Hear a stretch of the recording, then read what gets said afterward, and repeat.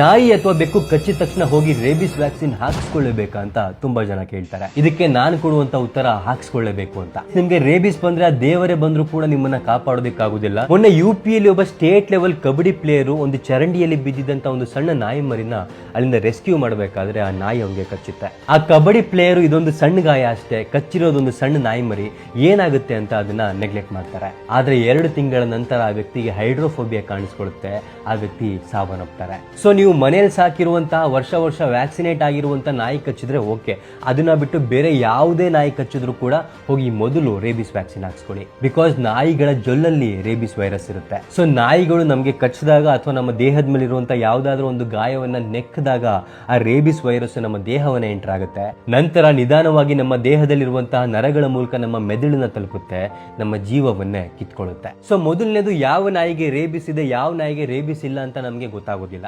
So ಯಾವುದೇ ನಾಯಿ ನಿಮಗೆ ಕಚ್ಚಿದ್ರು ಕೂಡ 24 ಗಂಟೆ ಒಳಗಡೆ ಆಸ್ಪತ್ರೆಗೆ ಹೋಗಿ ನಿಮ್ಮ ರೇಬಿಸ್ ವ್ಯಾಕ್ಸಿನ್ ಹಾಕ್ಸ್ಕೊಳ್ಳಿ. ಆಮೇಲೆ ಆ ರೇಬಿಸ್ ವ್ಯಾಕ್ಸಿನ್ ಶೆಡ್ಯೂಲ್ ಏನಿರುತ್ತೆ ಅದನ್ನ ಮುಗಿಸ್ಕೊಳ್ಳಿ. ಅಂದ್ರೆ ಮೊದಲನೇ ಡೋಸ್ ಆದ್ಮೇಲೆ 3ನೇ ದಿನ, 7ನೇ ದಿನ, 14ನೇ ದಿನ ಮತ್ತೆ 28ನೇ ದಿನದವರೆಗೂ ಕೂಡ ಕಂಪ್ಲೀಟ್ ವ್ಯಾಕ್ಸಿನೇಷನ್ ಡೋಸ್ನ ಹಾಕಿಸ್ಕೊಳ್ಳಿ. ಬಿಕಾಸ್ ಮನುಷ್ಯ ಎಷ್ಟೇ ಬಲಿಷ್ಠನಾಗಿದ್ರು, ಎಷ್ಟೇ ದೊಡ್ಡವನಾಗಿದ್ರು ಕೂಡ ಒಂದು ಸಣ್ಣ ವೈರಸ್ ಮುಂದೆ ಮನುಷ್ಯನ ಆಟ ನಡೆಯೋದಿಲ್ಲ. ಸೊ ಈ ವಿಡಿಯೋನ ನಿಮ್ಮೆಲ್ಲ ಫ್ರೆಂಡ್ಸ್ ಮತ್ತೆ ಫ್ಯಾಮಿಲಿಗೆ ಶೇರ್ ಮಾಡಿ.